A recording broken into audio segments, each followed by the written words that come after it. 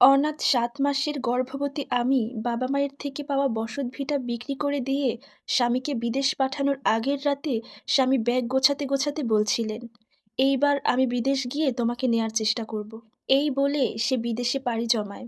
এরপর কেটে গেল ১০টা বছর। এতদিনে সে একবারও আমার কোনো যোগাযোগ নেয়নি। আমি অনেক যোগাযোগ করার চেষ্টা করেছি। তার ঠিকানায় প্রতিনিয়ত চিঠি পাঠিয়েছি, কিন্তু কখনোই সেই চিঠির কোনো উত্তর পাইনি। স্বামী বিদেশে যাওয়ার ৩ মাস পর আমার একটা কন্যা সন্তান হয়। এরপর থেকে আমার শাশুড়ি খুব রাগ করে। আমাকে আর বাড়িতেই রাখবে না।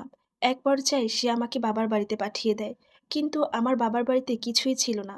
ভূমিহীন বাবার বাড়িতে পড়ে থাকতে আমার প্রচণ্ড কষ্ট হতো।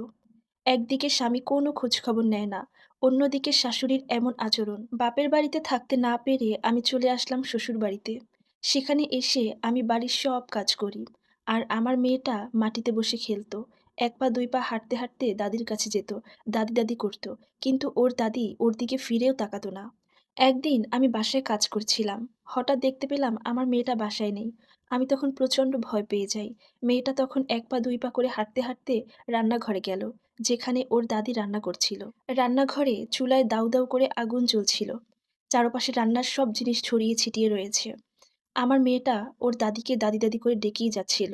কিন্তু ওর দাদি তখনও ওর দিকে একটাবারও ফিরে তাকায়নি। তখন হঠাৎ করে জ্বলন্ত কয়লার মধ্যে আমার মেয়েটা মুখ থুবড়ে পড়ে যায়। আমি দৌড়ে গিয়েও ওকে ধরতে পারিনি। এরপর ওকে নিয়ে আমি ডাক্তারের কাছে যাই।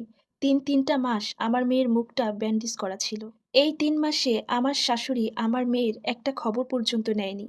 সবকিছু ঠিক হয়ে গেলেও আমার মেয়ের গালের সেই পোড়া দাগটা এখনো রয়ে গেছে। এরপর থেকেই আমার মেয়েকে আমার শাশুড়িমা ডাকে পোড়ামুখী বলে। হঠাৎ একদিন আমার স্বামী বিদেশ থেকে আসে এবং সে এসে আমাকে জানায় সে আমাকে ডিভোর্স দিতে চায়। মনে হলো দূর দেশ থেকে সে শুধুমাত্র দেশে এসেছে আমাকে ডিভোর্স দেওয়ার জন্য। আমার শাশুড়ি মাও হাসতে হাসতে এই ডিভোর্সের সম্মতি জানান।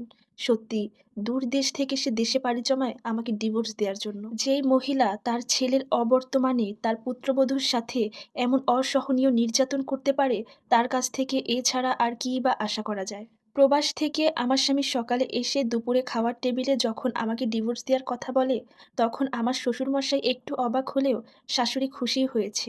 হাসতে, হাসতে সে সেই টেবিলে লুটোপুটি খাচ্ছিল।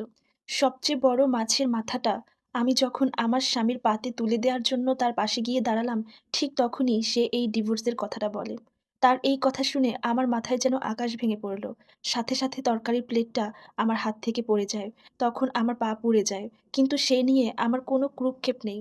ভোরের আলো ফুটতে না ফুটতেই আমার শাশুড়ি তার ছেলের জন্য মেয়ে দেখতে শুরু করে। যেই মানুষটার জন্য এত বছর অপেক্ষা করলাম, সে এই প্রতিদান দিল আমাকে। সকালবেলা আমিও আমার পোড়ামুখী মেয়েটাকে নিয়ে অচেনা শহরের উদ্দেশ্যে রওনা করলাম। শহরে এসেই একটা পোশাক কারখানায় চাকরি পেয়ে যাই আমি। এখানে অভাব থাকলেও সুখ শান্তিতে ভরপুর ছিল।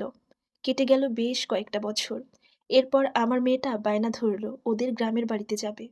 মেয়েটা এতটাই বায়না করেছিল যে তাকে নিয়ে গ্রামে যেতে বাধ্য হই। সেখানে গিয়ে দেখতে পাই আমার প্রাক্তন স্বামী রোড অ্যাক্সিডেন্টে ২টা পা হারিয়ে পঙ্গু হয়ে বিছানায় আছে। তার বৃদ্ধ মা কাঁপা কাঁপা শরীর নিয়ে ছেলেকে দেখাশোনা করে। আর তার সুন্দরী বউ সে পঙ্গু হওয়ার সাথে সাথেই তাকে ছেড়ে চলে গেছে। তখন আমি আকাশের দিকে তাকালাম।